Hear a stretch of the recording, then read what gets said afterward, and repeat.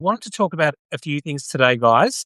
One is the Iran's trying to get countries like mine, which is Australia. For most of you know that already. Trying to get countries like mine. Hi, Helen. Thanks for joining. Trying to get countries like mine to join Trump's war of choice in Iran, and a lot of countries like Australia, the UK, Europe, Scandinavia, we kind of feel like, thanks, Sue, thanks for joining. We kind of feel like we're being pressured into a war that had nothing to do with us. But with the Strait of Hormuz is actually affecting countries like mine, Australia, quite a lot. We're running low on fuel in Australia. Now, up until now, hi, Kimmy. Thanks for joining, Kimmy. Thank you. Up until now, so Kimmy, we're just talking about Iran and the Iran war and how it's affecting the rest of the world. And in Australia, our Prime Minister, Anthony Albanese, addressed the nation last night. Hi, Nancy. And Keir Starmer, the UK Prime Minister, is also addressing his nation. Um, Also, we've got, Donald Trump about to give an address, which is probably just going to be him talking about how amazing the war is going and how everything is going as planned. In fact, it's not just going as planned, it's actually going ahead of schedule. It couldn't go any better. So we're just going to hear lies from Trump as usual. But the Strait of Hormuz, if the war, right, if Iran didn't have control, thanks for the love hearts. If Iran didn't have control of the Strait of Hormuz, it wouldn't really be something that would affect the rest of the world the way it is. But because they do have that, a lot of the oil, it's not just oil, it's fertilizer, what else, it's oil for fertilizer, a whole bunch of different stuff that the world needs to survive. Diesel's another one. A lot of our farmers in Australia rely on diesel. So at the moment, in Australia, we have enough, but as usual, what happens, we saw it during COVID, is people panic.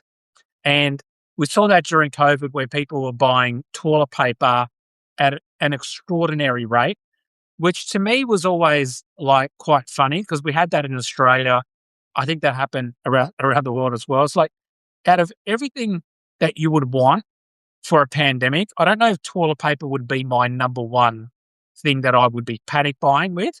But at the moment, there is some panic buying to do with diesel and oil.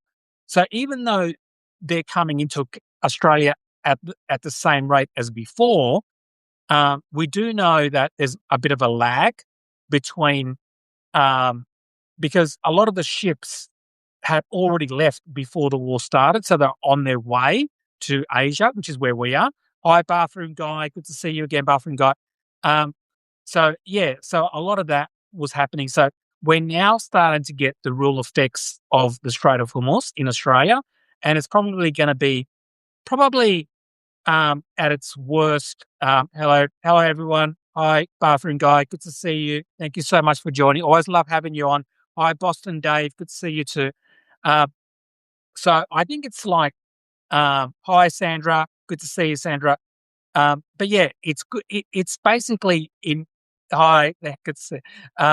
Yeah, so it is the Strait of Hormuz is really affecting. Now, the only thing Trump says is real is that America, America doesn't get affected by oil as much as other countries because America has a lot of its own oil, but in Australia we don't, and Europe doesn't. A lot of Europe doesn't. We rely on the Middle East, the United States, a whole bunch of other countries, and so it affects us a lot more. Um, so, it's a big impact for us. So I think when Trump says, you know what, I'm just going to leave in a couple of weeks and I'll let the rest of the world like deal with the Strait of Hormuz. Um, he's kind of got a point in the sense of, well, it probably would affect. Now, it is affecting the US's gas prices. Um, Definitely affecting US gas prices a lot more, but it's not affecting it to the same rate as other countries. So, in a way, Trump has some leverage here, and the leverage is that uh, we're incentivized, Australia, Europe, all these other countries, Asia, to open up the Strait of Hormuz because it's has such a devastating effect on our economy. So we can't just say like, oh, you know, um, just go, whatever, because if the US leaves and the Strait of Hormuz is still closed, that's going to be a really big thing for the rest of the world. I mean, we're talking recession. We could even be talking a Great Depression if things got worse, because remember, it's not just oil, diesel, fertilizer. You need fertilizer to make food. It's going to get really, really bad for especially a lot of poorer countries. America's oil is crappy. It's going to affect us more than you even know. Yeah. Look, Kat, it will affect America in terms of prices, but it won't affect America as much as it affects Australia or Europe. I think things like fertilizer would probably affect you more. Um, I just think that the level of effect will be less in America than it would be in other countries. Um, so for that point of view, he's kind of got some leverage here. Yeah, and the leverage is, you know, this is you need that Strait of Hormuz opened. America does too, but you also need it, and you need it more, right? And he does, and that's why. Hi, Nicole. Good to see you again. That's why what we're seeing at the moment is that a lot of countries like mine, Australia, the UK, who have been saying that it's not our war, and where we want to stay out of this war, which is what we want to do. We want to stay out of this war. We don't want to get involved in this war, right? But we are, you know, we are kind of um, we might be pushed into helping to some degree. And I was reading today that my country has now set together with, I think it's going to be France, the UK, Japan, a whole bunch of other countries, have said now that they're going to start. Yeah, thanks. Yeah, it does suck. Yeah, that they're going to start helping. So I think what you're going to start seeing over the next couple of days is NATO and we're not part of NATO, obviously, because we're South, but NATO and other allies like Australia are probably going to get involved in the Strait of Hormuz.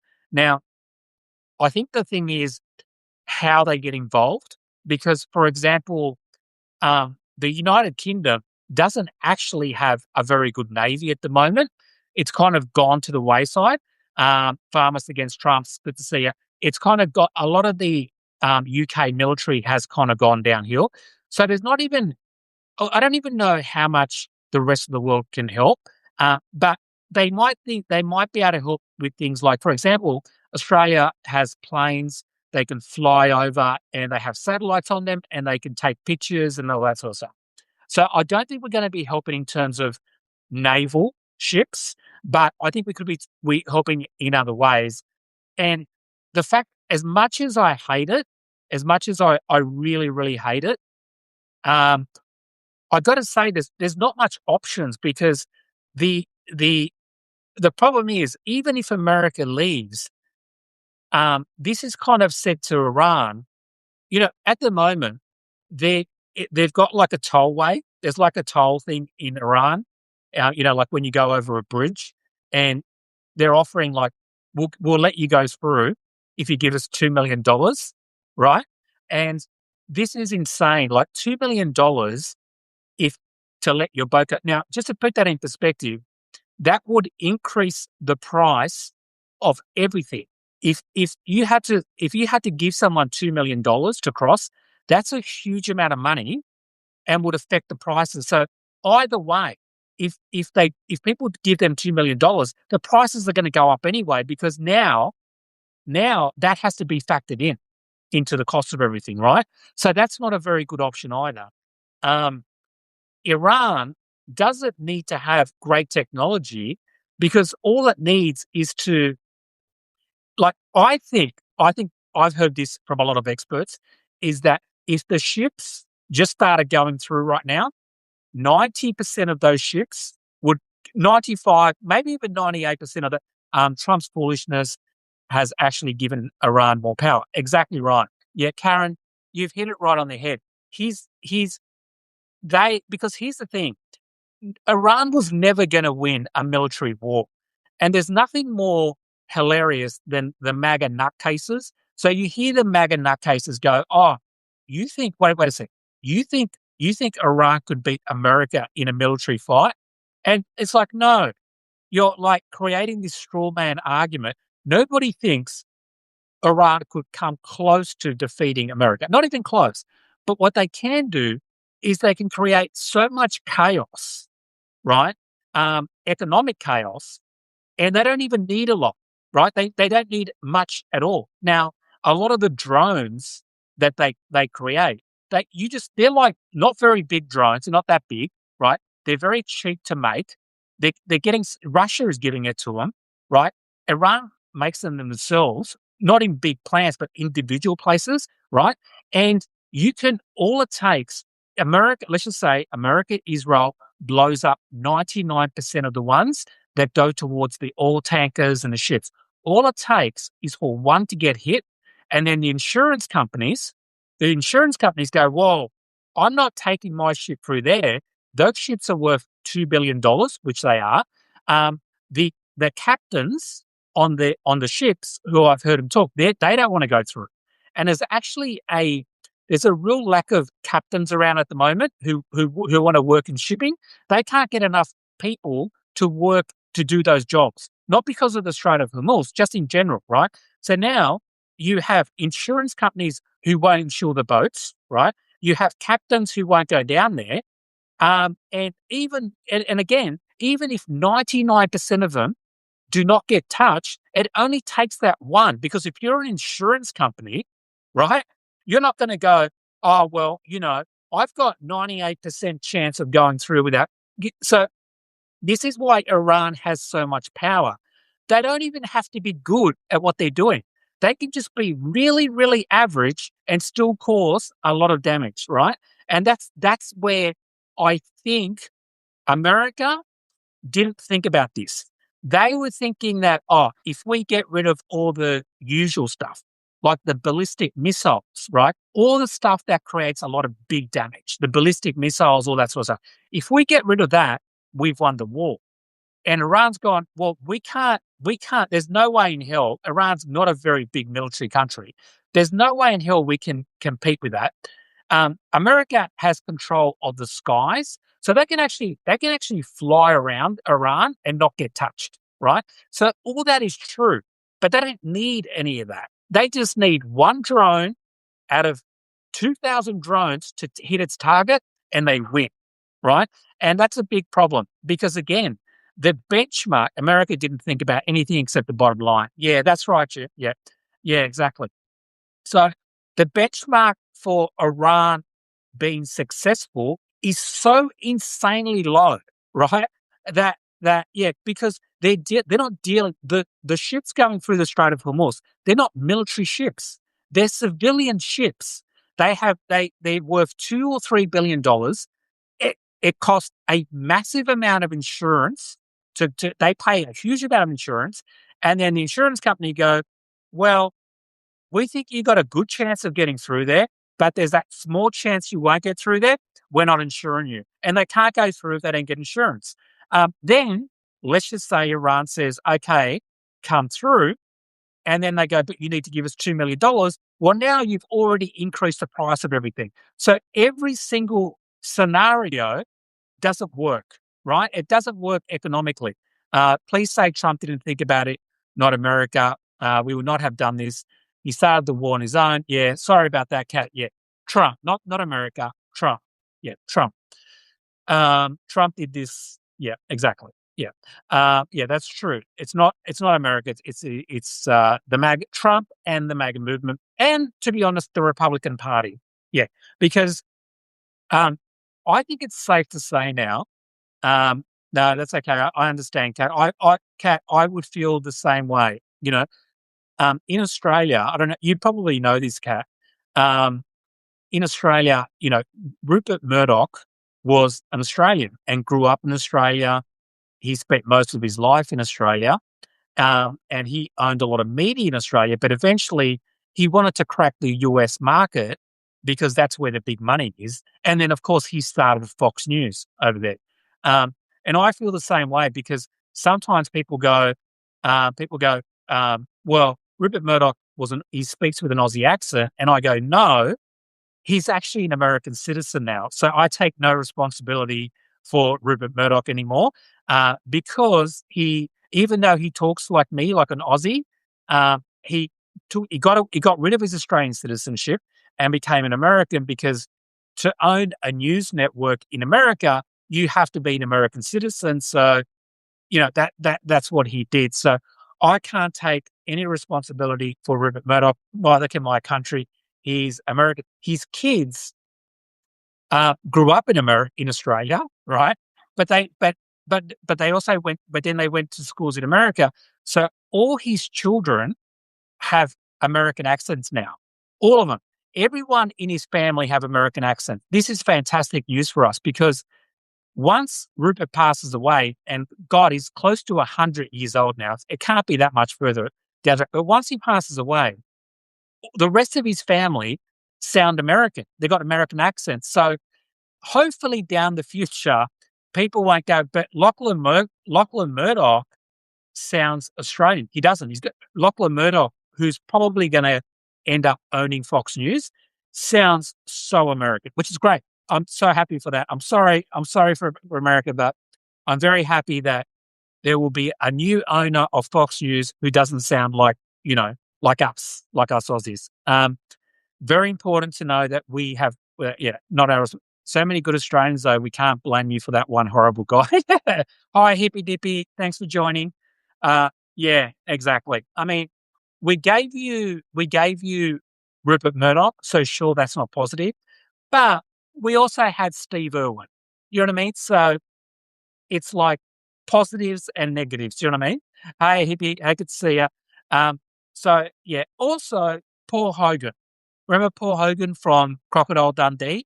We gave you that as well. So a lot of things.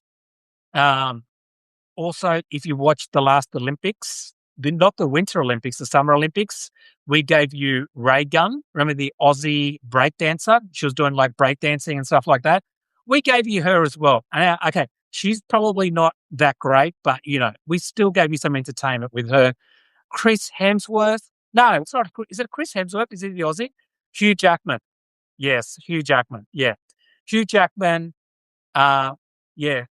Yeah, he's very good. He's Hugh Jackman is from Perth in Australia. He's a great singer, great dancer. He was on Australian TV before he went to America. Yeah. So there's been some good Aussies. I mean, considering we have a population of 27 million, that's not too bad. That's not too bad for a small population. Australians are the best travellers if you can count it. Yeah, June, you're right. We are. I've got to say this. In the 90s, you guys gave us Little River Band, Nicole Kidman, yes, The Mentalist Guy, that's right, yeah. Also, we come from the land of Down Under, yeah. So, yeah, we gave you that. What else did we give you? I can't think of anything else we gave you. Yeah, I think that's probably Olivia Newton-John from Greece. We gave you Olivia Newton-John. She's fantastic. She passed away, unfortunately, recently, breast cancer. Mel Gibson. Now, Kat, Mel Gibson, I don't want to take too much. Now, Mel Gibson's a bit of a conspiracy theory nutcase, and he's a big Trump supporter. And it is true, Russell. Now, it is true that Mel Gibson was actually born in America, and then his parents moved to Australia when he was young. So he's actually an American. He's an American citizen who grew up in Australia and then went back to America. So, yeah, so he was never actually ever, sorry, Karen, I'm sorry. Rupert Murdoch and Mel Gibson is now yours. Well, Mel Gibson was always yours, uh, but he did come and live here. I think he came here when he was 5 and he left when he was 18, right? To go to Hollywood, right? He did Mad Max. Look, he was a good actor. He actually did some films in Australia when he was a teenager, which were really good films that you wouldn't know about in America because they were very like small indie films in Australia, but they were very good. Um, but yeah, he was actually an American to begin with, but he spent those teenage years in Australia, which is why he's got that Aussie accent. But yeah, Mel Gibson, as I said, Russell Crowe is another interesting one. He's actually born in New Zealand, so he's actually not Australian, but he lives in Australia. He's lived in Australia for a long time, like since his early 20s, but he's actually a Kiwi. So yeah, Mad Max, love Mad Max. Mad Max was a great film. Actually, people now are talking about Mad Max because I don't know if you remember the film, but Mad Max was about a time in the future where there's no resources, nobody has oil, nobody has gas, right? So I'm not saying that's happening now, but people are kind of like talking about that, in the future. Yeah. But anyway, enough on Australian celebrities. There's quite a few. More than you realize. More than you realize. Yeah. But I think I think on the other hand, um, I I think in terms of Australia getting sucked into this war, it does actually bother me in a lot of ways because I don't want. Here's the problem, right? If we get sucked into the war and America and Europe gets sucked into the war, Trump will try to make it out like it's now our war. Do you know what I mean? Like he'll say, well, it's not just my war. Let's talk Kristi Noem, big boobs husband. Okay. Yeah. All right. All right, Sandra, let's get straight to the most important news of the day, right? Kristi Noem's husband, Byron, not seemed like a nice. I don't know. I don't know much about Byron, to be honest with you. I'm assuming he's like a conservative, right? I think so. I think he might be a conservative. You'd have to be with Kristi Noem. Now, look, I appreciate you explaining that. Now, I won't be mad at you if you guys have to get into it. Yeah, yeah. Well, you have to wonder since Bannon is involved with Hollywood to an extent. Got to wonder these movies. Yeah, exactly, Robert. Yeah, yeah. But back to the most serious story of the day, Kristi Noem's husband's boobs. Now, I got to say, like, I'm not someone who's into kink shaming. I'm not a kink shamer at all. If someone's, I seriously has been such a highlight, I can't stop. Like, yeah, I like if I met someone like that in real life and they were open about it, I wouldn't care. Like, I honestly don't care about. I would probably go, oh, really? Is that what you're into? I wouldn't care about that. Look, putting balloons into my chest is not my thing, right? It never has been, right? Uh, it's I don't see it, but everyone is different. Everyone has different things that they're into. Um, yeah, Joe, you're a sweetie. Yeah, I'm just and like now, I will say this: like, I don't think he's been doing it. I don't think he's very good at it. And I'm saying this from someone with no experience. And I'll tell you why. And this is nothing to do with what he's into. I'm not kink shaming him at all, right? It's only is I saw the picture on the Daily Mail and he had, hi, Natasha. Natasha, you've come into this conversation at the best time. We're talking about the most important thing that's ever happened. Yeah. We're talking about Byron, Noem, and her husband. Yeah.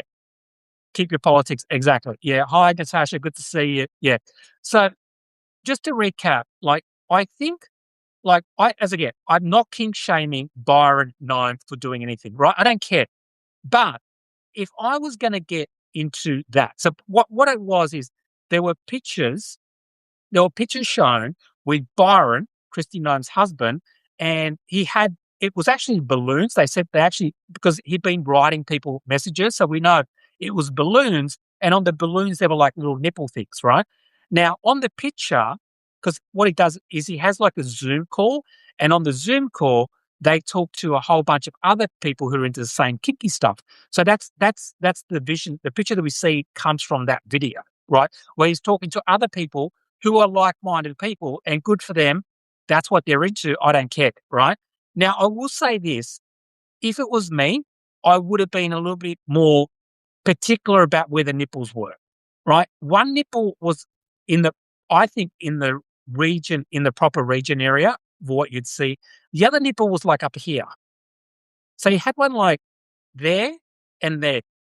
Now, again, not kink shaming, but just saying that if you're gonna do that, like I would have, and again, he's like in a Zoom call, so he's talking to other people who are into the same thing as him.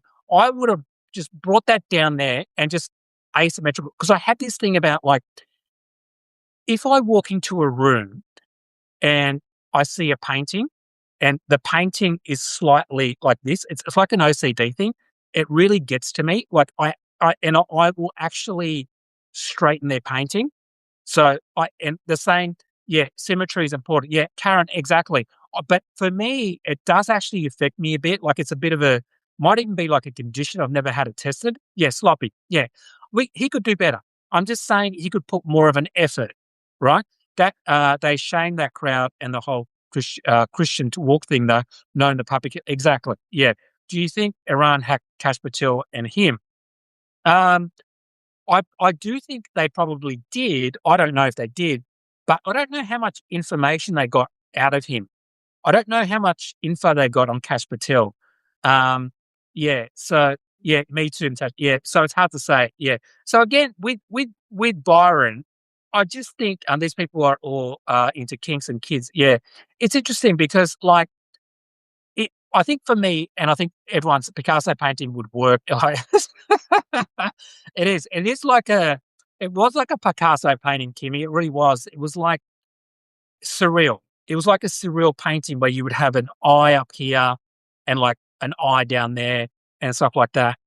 And the thing about it is, I will say this: he looks happy. Like I saw photos of Byron when he's taking photos with Kristi and they're together and he doesn't look happy.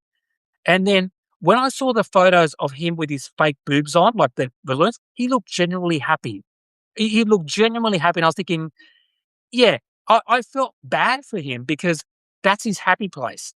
And then on the other hand, and this is not shaming Kristi Noem at all, she's not built to the degree that you know what I mean? And so good for him, seriously, I just think it's funny as yeah, exactly, yeah. So I just think now it's all making sense. Hi T, could see it. It's all making sense. She was having this affair. Now, I think in my opinion, yes, and that's okay. The proxy not okay. Yeah, that's right. And I think I think I think her husband knew about the affair she was having. Yeah, I actually do. And I think they probably, there's no doubt, I am 99% sure that Kristi Noem knew what her husband was doing. 99% sure that she knew what he was doing. I don't think other family members knew about it, but I think Kristi Noem absolutely knew what was going on. And I think they had an arrangement. And that arrangement was you could put balloons and do your little Zoom calls with your friends, right? On the other hand, I'm going to go off and maybe have like an open relationship. And by the way, again, polyamorous relationships, if that's what you're into, go for it. I'm not polyamorous myself. I find it too much. I would just find it, I don't know. I think she was in on it with him too on occasion. Yeah. I would love to see videos of them two doing it together. But, maybe that's how they met. Maybe he was spending quite a bit on this. She knew. Yeah. Oh, Karen, 100%.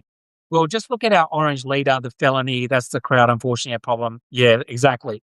And the interesting thing is with the whole thing is, of course, it always comes down to the hypocrisy. If this was someone, I don't care whether they're a Republican, Democrat, Independent, who whose family was not about, family values and anti-LGBTQ and anti-trans and all this sort of stuff, if they were like a very open family and they were like, I don't care if you're trans, I don't care what you do, it's like live and let live. And then we find out about this, I would be the first people to be defending them, right? I would be the first people to go, you know what? I'm so sorry. They never tried to be something they weren't, right? They were very open with other people being open. But the problem is that these people have put a microscope. They put trans people under the microscope for 2 years. They've bullied trans people. They've bullied the LGBT community, and now, right? So they put and again, a lot of the people in the trans community, they're not rich, right? They're not rich like Kristi Noem and her husband. They have a lot of money. So even if things go really bad, they're going to be okay, right? They have money, they can survive, all that sort of stuff. It's not the same for the average trans person. A lot of trans people, they always like to talk about, um, uh, trans people who are famous, who are rich, all that sort of stuff. But the majority of trans people are not like that at all. So when they get bullied or most of them can't get jobs because, of the way they look, all that sort of stuff. So to treat them like that, and then when they get caught out, right, like that, and then to turn around, this was the worst part for me, right? To um, turn around and say, like, you know what? Please send your thoughts and prayers. She literally posted that to everyone. Please send us your thoughts and prayers. Really? Because your husband has balloons on his breast, you need thoughts and prayers? Not thoughts and prayers for the two people that were killed under ICE that you called terrorists. She called these people terrorists, right? Homegrown terrorists. And then she doesn't have any sympathy for them. She doesn't have sympathy for the millions of people who are, getting picked up by ICE, for, who don't even have criminal records, people who've been in America their whole life, who can't even speak that language, and they get sent to like Korea. This actually happened, and they don't even speak Korean, and so she does all these horrible things, and then on the other hand, she's not no thoughts and prayers for those people. However, big thoughts and prayers because her husband happens to have a kink, right? That doesn't hurt anybody. That doesn't harm anybody. As far as I know, it's not hurting anybody, right? It might be hurting her reputation. It might be hurting her socially in her group, but her husband, having fake boobs, again, the only thing I would be upset about is the placement of the nipples. That's the only bit that if I was her, I would be, Byron, yeah, like, it's not like, you can't imagine it. Like, you know what? I'm going to try tonight I'm going to get 2 balloons tonight and I'm going to try it myself, right? Because I honestly, they're just the positioning of it. Like, it was like up here. It was like on the shoulder blade, like a little bit of, please. And that's the only bit.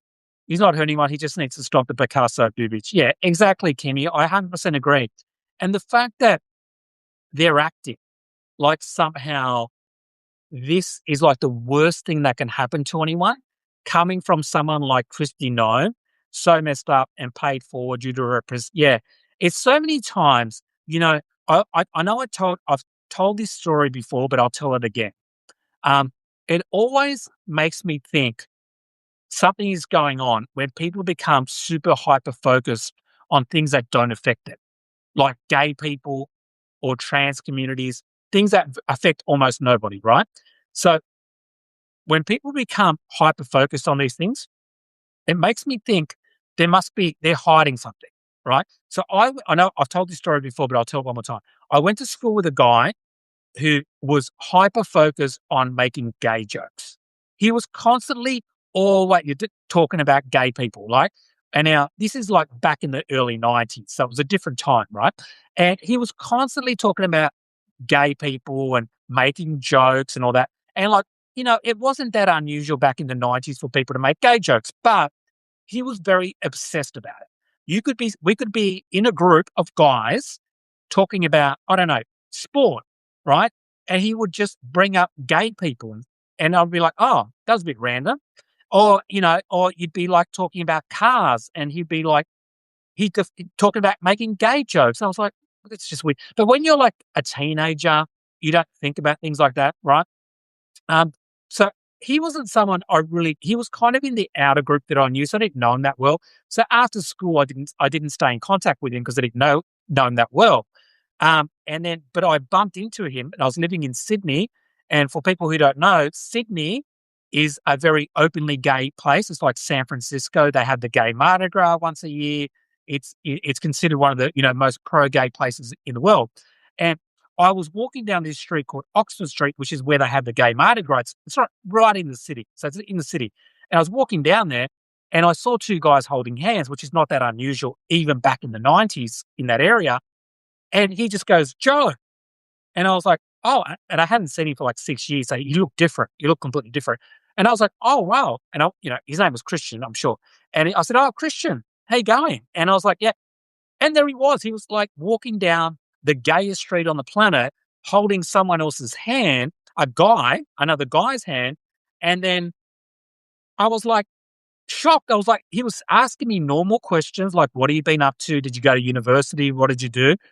And in my head, I'm like, oh, yeah, yeah, yeah. And the thing I noticed about him is that he was a much more interesting person to talk to. And he was a much more easygoing person because in school I didn't know this at the time, but the reason I thought he was a bit weird in school was because he was trying to be someone you're not. And I think when people are trying to be someone they're not, they come across as, you're like, well, it kind of gives off bad vibes. Now he was just being himself, and he was like rhyme, banter, funny, interesting. And I was like, this guy I could hang out with. The guy at school I found a bit annoying.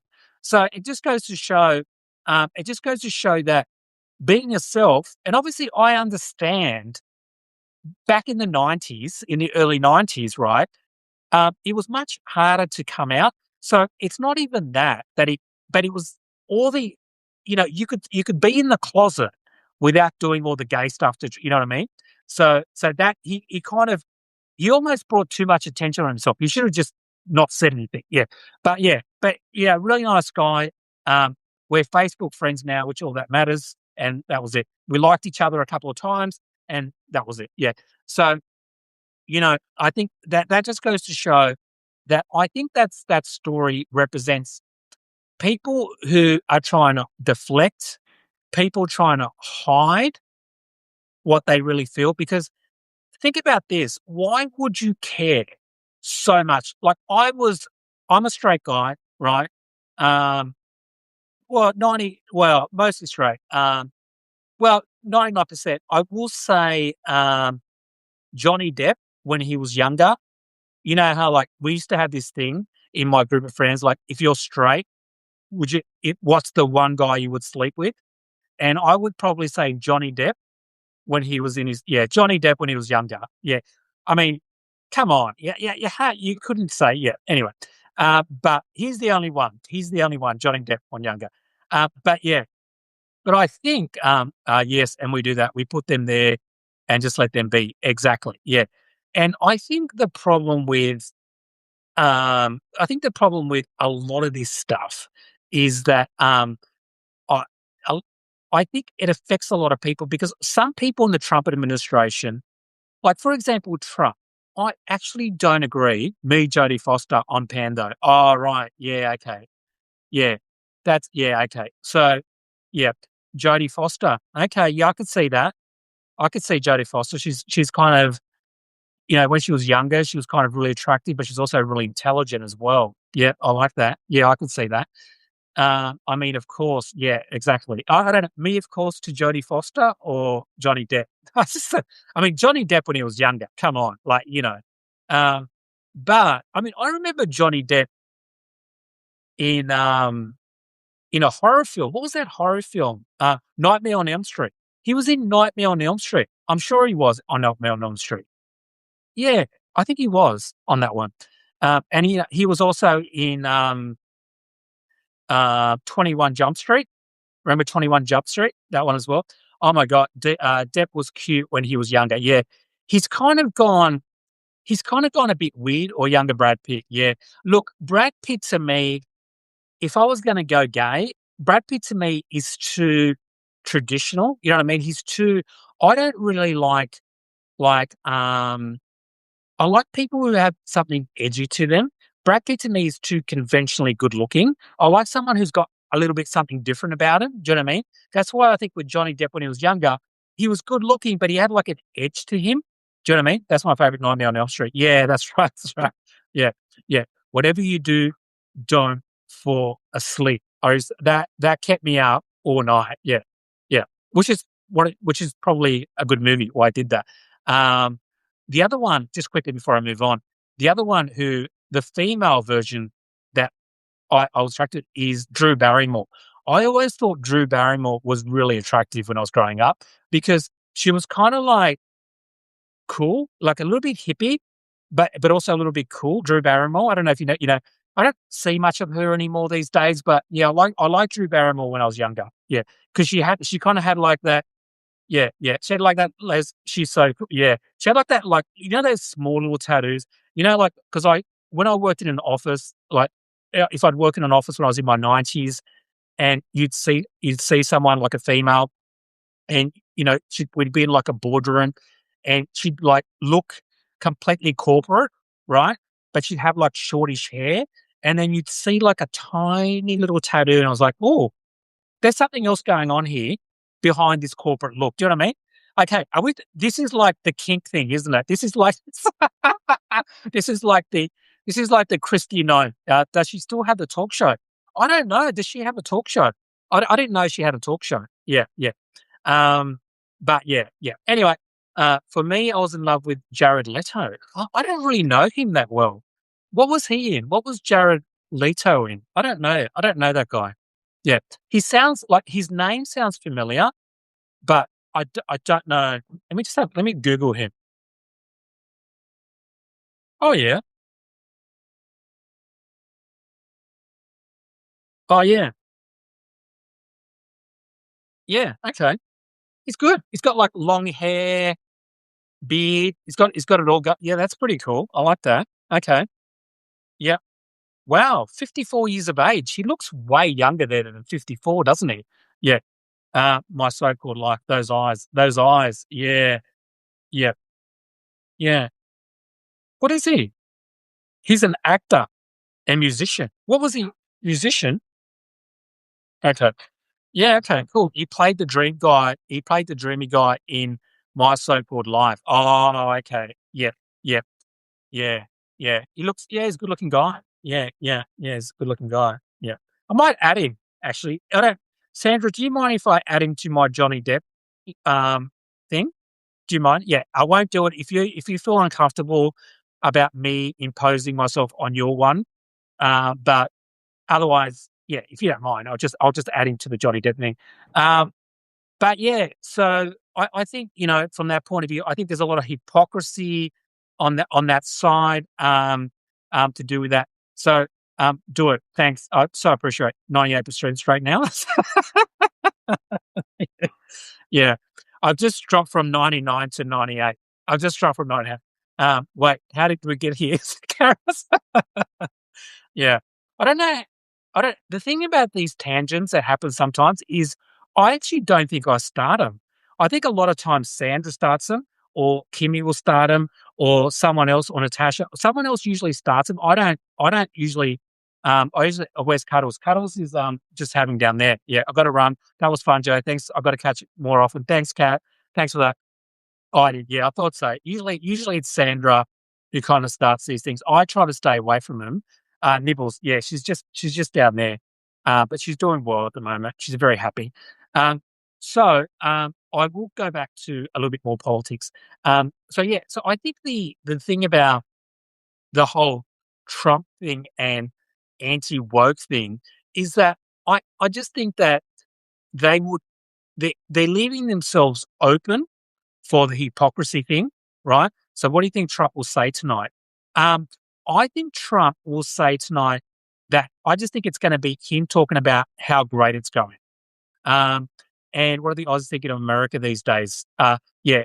So I think Trump is just going to say basically, um, how great the war is going, how much the other countries like Australia and the UK are not helping, how he wants to leave NATO, um, how incredible how they're ahead of schedule and how they're, all this sort of stuff. That's what I think they're going to do.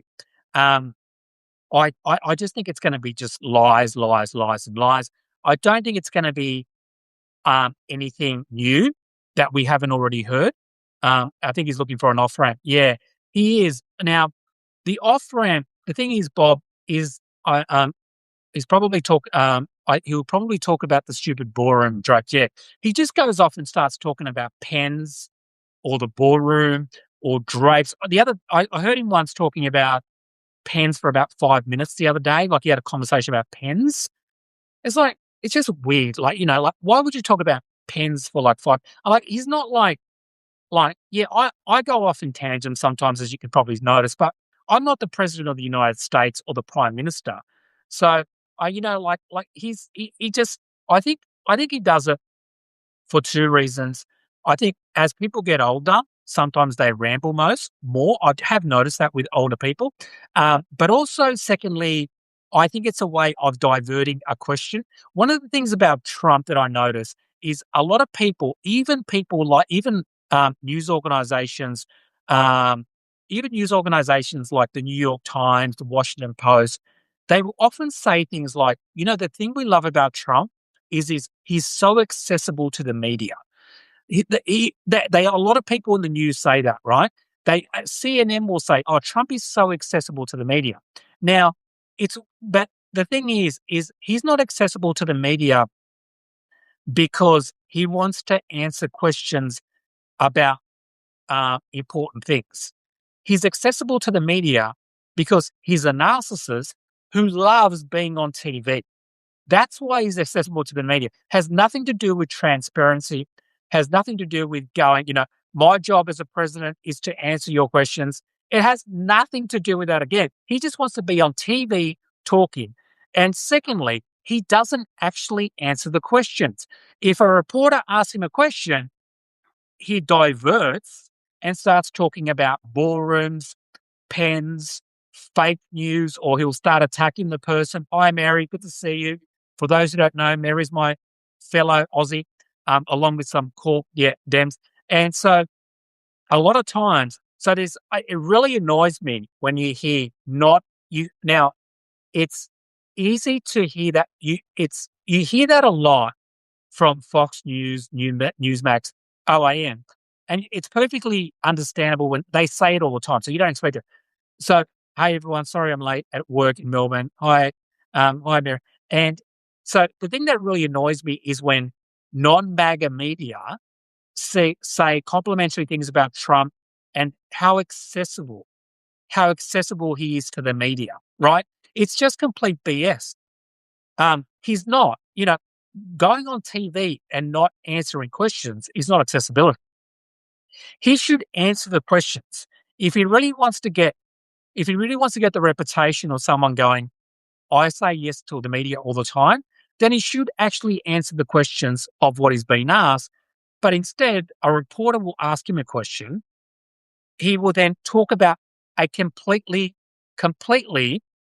different subject, right?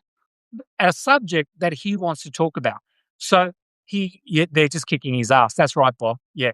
So the media, he uses the media well. I have to say this. He uses the media well because he gets in front of the media. There really isn't any non-MAGA mainstream media anymore. Or call her a piggy. That's right, Sandra. Yeah, call her a piggy. Exactly. Yeah. Uh, but yeah, and I think it's just like, you know, look, to give the media, I'm talking about the non-MAG media, some some wiggle room here is it would be hard to cover Donald Trump in the media. The reason I say that is because he lies 1,000 times a day, right? And if someone lies 1,000 times a day, it's very hard to keep up with, right? You can't report on every single lie that Trump says. Otherwise, you wouldn't be talking about anything else. He also floods the airwaves with so much BS, right? Hi, Robin, good to see you. With so much BS that they find it hard to cover him properly. And so I do have some sympathy for the media because most people, here's the thing, right? If you're the media and most people who read the media, they don't have a lot of time. So if you've got, he is a grifter who cares about nothing about anyone except how he can gain the system, and it's so much worse now. Exactly, Robert. Yeah, he's made the whole relationship between the media. So Trump has made the relationship between the media and politicians so toxic, right? That it's not even a real conversation anymore, right? He uses those press conferences to push his agenda and not to answer questions about what the media is saying. Sometimes the media does ask good questions, right? They do. But he doesn't answer those questions. And then what do? Like, if he doesn't answer the questions, then another person from the media asks a different question. We need the master to filter, disregard the noise. Now he has the lackeys. They are the same, Robert. Everyone in this orbit treats the media like shit. Yeah, exactly. And the problem, I think, Bob, is Trump has been somewhat successful, has in the whole Trump derangement syndrome. I think it was a masterful thing to some degree to create this thing called TDS that applies to anybody who criticizes Donald Trump, right? So any criticism of Donald Trump is TDS, right? It's like you have TDS because you asked a question. You have TDS, all right? So I think the media have been a little bit spooked by that, and so they don't want to be seen as 100% against Donald Trump. So they try to ask, wife is calling by. Thanks, Robert. They try to, hi Kim, good to see you. For saying with the fake news term. Yeah, exactly. Fake news, TDS. They're working in an environment where a lot of people don't trust the media anymore, right? And in an environment where half the country thinks they're fake news. So I do have a little bit of sympathy for the media because, and also they're getting called piggy. Like, imagine if you're a female journalist and you're on Air Force on the plane, right? On his plane, and you're sitting there and you're talking to the president of the United States is standing a meter away from you, calling you a piggy, right? It would be intimidating, right? Um, so when you take it all in consideration, the fact that a media can't play the TDS game, why are they still playing it? It's not a game if you don't play long. Oh my God, I would have told him to fuck. Yeah, exactly, etc. Yeah. I think, June, is that here's the thing that I will say in defense of the media, right? As the media, if you become so just 100% anti-Trump, you lose the middle of America. The people who get people voted in America is independents and swing voters, right? So they're the people who get people voted in. They don't want to see a media that 100% attacks Trump, right? Even if they're not 100% for Trump. They want to see a media who goes after everybody, right? And so I think what the media is trying to do, I'm so sick of hearing his name. Yeah. I think what the media is trying to do is say they're trying to get back some of the independents and try to ask questions that come across as 100% against Trump and trying to do it in a respectful way when they talk to Trump. And I think that's what they're trying to do because at the moment, you have a large part of America that just gets their media online, and it could be from their favorite influencer. It could be just Fox News, or it could be OAN, or it could be Newsmax and things like that. So the way for media to get more respectability across the board is to show that it's willing to call out all sides of politics, right? And I don't necessarily disagree with that. You can't have a media that is just 100% against Trump, but doesn't say anything against the Democrats, right?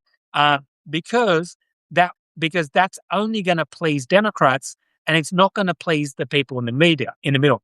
I agree, Joe, but it's ridiculous. Yeah, it is. It is, and I understand. So I think they're in a tough position because um, if they go after Trump just nonstop, it will just become the media's. So, Trump the other day said, the other thing is Trump seems to do his best the more people go after him, right? So in 20, he's very good at playing the martyr. Trump is all about, it's all about, I agree. They call Trump out because it's unprecedented. Trump is up. Exactly. Yeah. And that's the thing, Sandra. That's a very good point. Um, the thing is, Trump is so outrageous as a president, and previous presidents weren't. And then what Trump does is say things like, well, they never treated Joe Biden like that. They never treated Obama like that. They never treated anyone else like that. That's what he says. Now, the obvious answer to that is they never acted like him. But to people who don't follow politics very closely or only follow a little bit, they're like, yeah, what does he get treated worse? How does Nibbles treat the media, the paparazzi? Yeah. She doesn't watch, she's not, to be honest with you, Kimmy, she's not big on the news. Yeah, she's not, she's more like Kimmy, she's more into like TikTok dancing videos. That's more of her.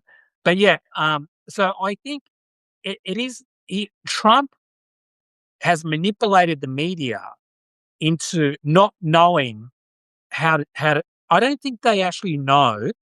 I don't actually think they know how to deal with Trump. I actually don't think I know how to deal with Trump. I don't think it's that easy because um, you can't, if you just come out and just like go full 100% guns at Trump, all the media did that, I think he would get more sympathy from a lot of Americans who are going against him, right? So if you think about 2024, right, he was showing up in court every day. Do you remember he was in court? And I think there was a couple of states that were trying to knock him off the ballot, right? Knock him off the ballot. There was, the documents case. He was showing up in court because of the documents case. And Trump was running around and MAGA were running around going, why are they coming after me? Why are they trying to stop me from going on the ballot, right? Why are they taking me to court? You know why they're doing that? Because that's the deep state. Because I am fighting the deep state, and the deep state is trying to stop me from winning because they know that I represent you guys, meaning the Americans, right? And I think to some degree that worked, right? This is why I think it's easy, just bladder, inflate, and take the good. Yeah, you can't possibly talk to someone who exudes bad faith every time. Yeah, exactly.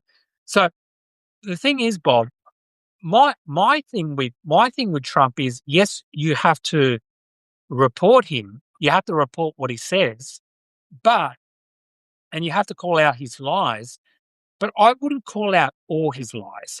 Like if he lies about, let's just say the ballroom, right? Okay, the ballroom is not a good thing, but it's not the worst thing in the world. There's worse things in the world than the ballroom, right? It's not a good thing, right? So let's say that Trump lies about, I'm going to have the best ballroom that's ever existed. Okay, let's say that's a lie. Okay, who cares? Okay, who cares? There are bigger things. Lying about going to war, they should cover, right? Lying about the election being stolen, they should cover, right? I think you have to have clear questions. If obviously calls you a pig, and you should say, I'm a reporter, this is my job, and now, yeah, exactly. I 100% agree, Sandra. If someone gets caught a piggy, you have absolutely right to push back against that. Oh, hi, Dave from California. Good to see you. Thanks so much for joining. Yeah, so I think I 100% agree with you there, Sandra. You got you if you he's crossed such a line. Ballroom is bad because it projects from the nuclear. Yeah, exactly. Yeah, yeah. I look. I don't think the ballroom is a good thing, but I just think when you have someone doing so many insane things, you got to pick your fights. That's all I'm saying. Got to pick your fights because you got to think that most Americans don't have time, right, to cover all this stuff. They don't. Most Americans don't have time. So I'd rather that the media doesn't mean you don't cover the boardroom, but I'm saying that the main things you should cover are things to do with people's everyday lived experience, right? He started a war in Iran, and that war is now making things more expensive in America. That to me is the biggest thing that's going to get MAGA kicked out off in 26. Yeah. The war in Iran itself would be unpopular, but it wouldn't be a deal breaker if it didn't have the economic cost that went along with it. It's the economic cost to the war at home. And I'm not talking about how much the war costs. I'm talking about gas prices, diesel prices, fertilizer prices, which affects a lot of farmers. That's what's getting so many of the independents away from Trump. It's not the war itself, right? It's the other bit attached to it. Because you got to understand, most people are not paying attention to politics, but you know what they're paying attention to? Every time they fill their car up, they're reminded of Trump. They're reminded of the war, right? Every time you have a diesel car and you fill it up, you're reminded of Trump and you're reminded of the war. Um, every time, every time the farmers who need fertilizer and it's too expensive, right? They're reminded of the war and they're reminded of Trump. It's those things that are going to get MAGA kicked off the thing. Unfortunately, it's not going to be his character. What about the holy part? Well, sorry, June, I don't know what you mean by the holy part. Can you elaborate? Yeah. So I think those are the things that I would concentrate on because those are the things that are making Trump unelectable. I would like to think Trump is, which is sad. Americans are more concerned about their wallets versus pedophiles and ICE. No more. Yeah, exactly. Yeah, exactly. And look, because for whatever reason, people don't seem to be bothered by the fact that he started a war unconditionally. Holy war. Yeah, exactly. Yeah, holy war. Yeah, I think I think, I think that you know he's the thing about Trump is it's kind of exposed, and I don't think it's really that strange when you think about that economics is the number one reason why people vote people in. There was that book in the 90s called It's the Economy Stupid. And the book was a political book about how people vote. And it was based on people vote on economics. It's just true. Now, I think that's true more now than ever because less people now pay attention to politics than they did 10, 15 years ago because we have so many things to divert our attention away. So people are basing who they're voting on um, they're basing it on their everyday lived experience. And what they're seeing now is not a very good experience, right? So that's the main factor of what's going to get Trump elected. I don't think, right, and that's what we should care about in normal times. Yeah. And, um, and I've got to say, like, the ballroom, um, how Trump talks to reporters, his character, all that stuff. Unfortunately, for too many people is not a big factor. That's not the reason why Trump will get elected or not get elected. Yeah. Um, I'm sure there are people, I'm sure there've been people in the past who've gone, I don't like Trump's character. I don't like what he says. I don't like any of that. But he's better. I feel like he's going to be better for the economy. I'm sure there's people like that. But yeah. Anyway, I don't I just think like, yeah, it's one of those things where you got to stick to the economy. The people they say they voted for Trump because of the economy are disingenuous. The economy on the bottom just fine. Yeah. Look, Bob, I think you're right, but look, I think to some degree it was okay.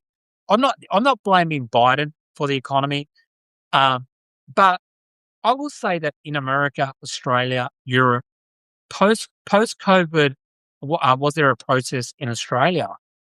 I didn't hear of a protest in Australia. What was a protest about? Can't have been that big. Yeah. I don't know. I never heard about the protests in Australia. Um, but yeah, I will say, look, I do think there is a problem with the economy in general. Taking, taken, take away. Oh, there was in London. Oh, okay. No, I don't think we had one here. Um, no Kings. Oh, not really. No, we didn't really have a No Kings protest in Australia. No. Uh, a No King. No, we didn't actually. Do you know what? We did have one. The last one we did, we had small ones in Australia, but I don't think we had one this time. Yeah. Um, but definitely Australia. You know, you know, no protests in Melbourne. No, there was no protests in Brisbane. I don't think there was any in Sydney either. Uh, but yeah, um, no protest. Why? Why were there no protests? I don't know. I don't know. I don't think. I don't think you know. Australians in general don't follow news like I do or Mary does. Most Australians, most people in Australia will follow the news about America, but it's whatever they see on their local news. So it might be like a story about Trump and the war, or Trump and this, or Trump and that.